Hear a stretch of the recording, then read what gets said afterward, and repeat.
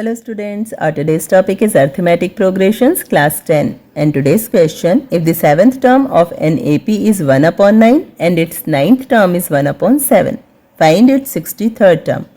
हमें किसी AP का 7th term और 9th term दिया हुआ है और हमें इसका 63rd term फाइंड आउट करना है. तो सबसे पहले हम ये देखेंगे कि 63rd टर्म हम कैसे फाइंड आउट कर सकते हैं. 63rd टर्म को फाइंड आउट करने के लिए फॉर्मूला होता है A63 equals to A plus 62D. It means अगर हमारे पास A की वैल्यू और D की वैल्यू होती है तो हम 63rd टर्म फाइंड आउट कर सकते हैं. तो सबसे पहले हम A और D it means first term और कॉमन डिफरेंस फाइंड आउट करेंगे. इसके लिए यहाँ हमें 2 कंडीशंस दी हुई है. 7th टर्म हमें दिया है 1 अपॉन 9. 7th टर्म का मतलब A7 और A7 को एज एन इक्वेशन हम लिख सकते हैं A प्लस 6D जिसकी वैल्यू हमें दी हुई है 1 अपॉन 9. इसी तरह हमें दिया है 9th टर्म. 9th टर्म का मतलब हमें A9 की वैल्यू दी है और एज एन इक्वेशन हम इसे लिख सकते हैं A प्लस 8D.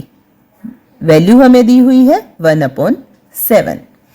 इन दोनों इक्वेशंस की हेल्प से सबसे पहले हम A और D की वैल्यू फाइंड आउट कर लेते हैं. हम इक्वेशन 1 में से इक्वेशन 2 को सब्ट्रैक्ट कर लेते हैं. A में से A को माइनस करेंगे, A कट हो जाएगा. 6D से 8D को माइनस करेंगे तो हमारे पास आएगा minus 2D equals to 1 upon 9 minus 1 upon 7.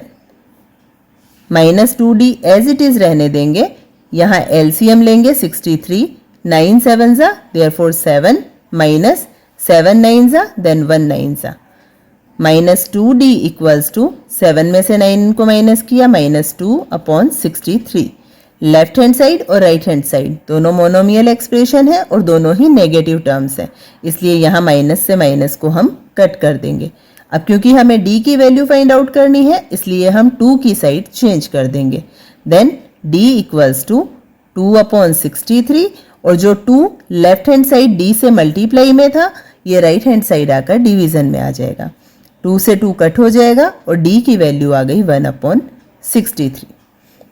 D की वैल्यू की हेल्प से अब हम A की वैल्यू फाइंड आउट करेंगे. D की वैल्यू को हम इक्वेशन 1 में पुट कर देंगे. फर्स्ट इक्वेशन है A plus 6D. 6 multiply D की वैल्यू है 1 upon 63 equals to 1 upon 9. Solve करेंगे. 3 से कट किया, 3 2 जा 6, 3 21 जा 63. A इक्वल्स टू 1 अपॉन 9 और यहाँ जो सेकेंड टर्म है इसकी वैल्यू हो गई 2 अपॉन 21 जो कि पॉजिटिव है. राइट हैंड साइड जाएगा, ये हो जाएगा नेगेटिव. A की वैल्यू फाइंड आउट करने के लिए राइट हैंड साइड हम एलसीएम ले लेंगे.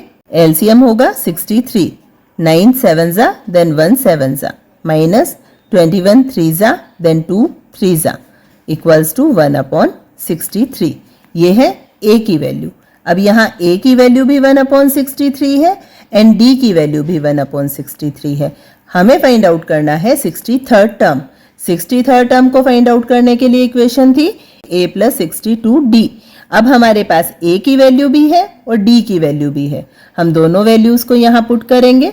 1 upon 63 plus 62 multiply 1 upon 63. Solve करेंगे.